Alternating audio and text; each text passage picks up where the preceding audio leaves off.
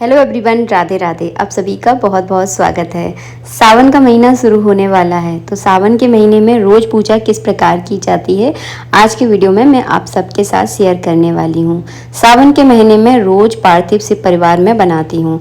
अगर आपके पास इतना ज़्यादा टाइम नहीं है कि आप पूरा शिव परिवार बना सकें, तो केवल आप शिवलिंग मिट्टी के आप ज़रूर बनाएं। और मिट्टी के शिवलिंग बनाकर जब आप पूजा करते हैं तो इसका 1000 गुना फल आपको प्राप्त होता है केवल सावन के महीने में, क्योंकि सावन का महीना बहुत खास है भगवान शिव की पूजा के लिए। तो मैंने यहाँ पे फटाफट से गमले में, किसी भी गमले की आप मिट्टी ले लीजिए तुलसी को छोड़कर। तो हमारे घर में आजकल तो ट्रेंड हो गया है कि हर घर में आपको पेड़ पौधे मिल ही जाएंगे। तो बस मैंने फटाफट हार्डली मुझे 2 मिनट लगते हैं भगवान शिव को एक रूप देने में। तो यहाँ पे जो है ना छोटे से मैंने शिवलिंग बना लिए। आप अपने हिसाब से बड़े छोटे बना सकते हैं जो आपको पसंद हो। मैं तो बहुत छोटे से बनाती हूँ क्योंकि सुबह सुबह बहुत औच पौच होती है। और ये पूजा मैं अपनी नित्य पूजा के साथ ही करती हूँ। नित्य पूजा का मतलब है जब मैं ठाकुर जी की पूजा करती हूँ और पूजा करने के बाद फटाफट इस तरह से मैं शिवलिंग बना लेती हूँ और मंदिर में जो है ना इस तरह से मैं रोज़ पूजा करती हूँ। मैंने एक प्लेट ले ली है। ये प्लेट जो है ना आपको पूरे सावन के महीने में दिखने वाली है, क्योंकि इसी प्लेट में मैं रोज़ पूजा करती हूँ। यहाँ पर मैंने एक बेलपत्र ले लिया है। बेलपत्र के ऊपर मिट्टी के पार्थिव शिवलिंग जो है ना मैंने रख दिए हैं इस तरह से, क्योंकि आसन के रूप में जो है ना बेलपत्र को ही बिछाया जाता है। घी का मैं इस तरह से दीपक जला लूँगी।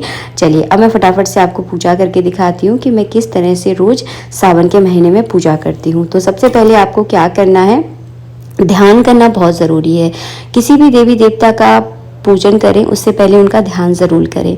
तो मैंने ध्यान करते हुए भगवान शिव परिवार का पूरा मन में मैंने ध्यान किया। उसके बाद जो है ना इस तरह से सबसे पहले मैं 4 बार गंगा जल चढ़ाऊंगी। 4 बार चढ़ाना है, हाथ धुलाने के लिए, पैर धुलाने के लिए, जल पिलाने के लिए, फिर स्नान कराने के लिए। इसके बाद पंचामृत से मैं यहाँ पे स्नान करा रही हूँ। आप चाहें तो दूध से करा सकते हैं, आप चाहें तो गन्ने के जूस से करा सकते हैं। तो अलग अलग मनोकामनाओं के लिए जो है ना अलग अलग चीज़ों से स्नान करवाया जाता है। तो मैं तो यहाँ पर आज पंचामृत से स्नान करवा रही हूँ। अगर आपकी कोई विशेष मनोकामना है तो आप मुझे डिस्क्रिप्शन में लिख कर बताएं। मैं वहाँ पर आपको बता दूंगी कि आपको किस चीज़ से स्नान करवाना चाहिए। इसके बाद जो है ना मैंने फिर से शुद्ध जल से स्नान करवाया है। कलावा रूपी वस्त्र अर्पित कर दिए हैं। जनेऊ रोज़ चढ़ाने की ज़रूरत नहीं होती है। आप प्रदोष के दिन या हर सोमवार के दिन आप जनेऊ चढ़ा सकते हैं। रोज़ जनेऊ नहीं चढ़ाया जाता है। तो मैंने इत्र लगा दिया है और हल्के हल्के हाथों से आपको इत्र लगाना है। जब भी आप मिट्टी की मूर्ति बनाएं तो उसको बार बार स्पर्श ना करें, इस बात का ध्यान रखिए। इसके बाद मैंने चंदन लगा दिया है, चावल चढ़ा दूंगी और बहुत ज़्यादा जल आपको नहीं डालना है। इस बात का भी आपको विशेष ध्यान रखना है।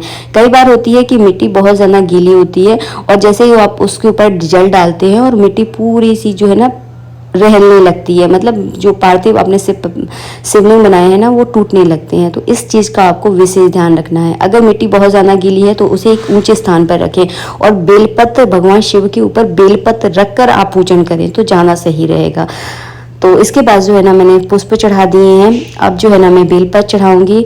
भगवान शिव के ऊपर बेलपत्र हमेशा उल्टा करके चढ़ाया जाता है। बेलपत्र के ऊपर मैंने थोड़ा सा चंदन और चावल लगाकर 3, 5, 7, 11, 21 इस संख्या में जो है ना आपको बेलपत्र चढ़ाना है।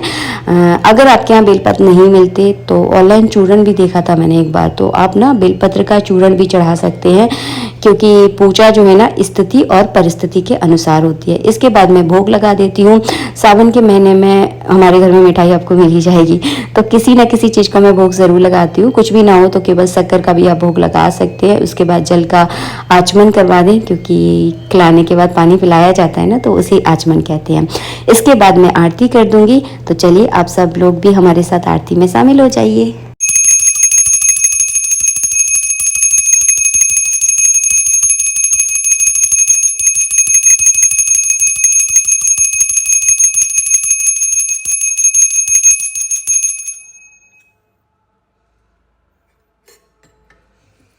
आरती करने के बाद आपको जल अर्घ देना है। अगर आपके पास डमरू है तो आप डमरू भी बजा सकते हैं, अगर है तो बजा दीजिएगा। इसके बाद जो है ना बाकी सामान का आपको क्या करना है, जो हमने प्रसाद चढ़ाया था उसको तो आप पूरे घर वालों में बांट दें। इसके बाद साथ के साथ आपको विसर्जन के चावल छोड़ने हैं। तो मैंने थोड़े से चावल लिए हैं और इस तरह से आपको गाना गाना है, जाओ जाओ भोलेनाथ विसर्जन है, कल फिर आना निमंत्रण है। इस तरह से चावल छोड़ने के बाद आप आपको जो है ना पूरा इस तरह से गंगा जल या जल जो भी साफ जल है ना वो आप इस तरह से पूरी प्लेट को इस तरह से भर दीजिए। और 10-15 मिनट बाद इस जल को जो है ना आप क्या करेंगे, इस जल को किसी भी ब्रश में आप डाल दीजिए तुलसी को छोड़कर। और इसके बाद अगर कई जगह ऐसा होता है, कुछ लोग पूछते हैं दीदी हमारे जो हम लोग सिमली बनाते हैं वो पानी में डालने के बाद भी नहीं घुलते, नहीं घुल रहे हैं तो कोई दिक्कत नहीं है, क्योंकि कई जगह की मिट्टी थोड़ी सी अलग होती है। आपने विसर्जन के चावल छोड़ दिए हैं तो घुले ना घुले से कोई फर्क नहीं पड़ता है। इस जल को और जितने भी पत्ते फूल वगैरह आपने जो भी चढ़ाए हैं वो सब जो है ना आप पेड़ों में डाल दीजिए। बहुत अच्छे खाद के रूप में काम करता है। इससे जो है ना छोटे छोटे फूलों के पेड़ भी उगाते हैं। इसे नदी वगैरह में ना डालें, क्योंकि नदी इससे खराबी होती है, कहीं ना कहीं गंदगी फैलती है। तो सबसे अच्छा पेड़ पौधों में डालें, सबसे बेस्ट तरीका है। राधे राधे।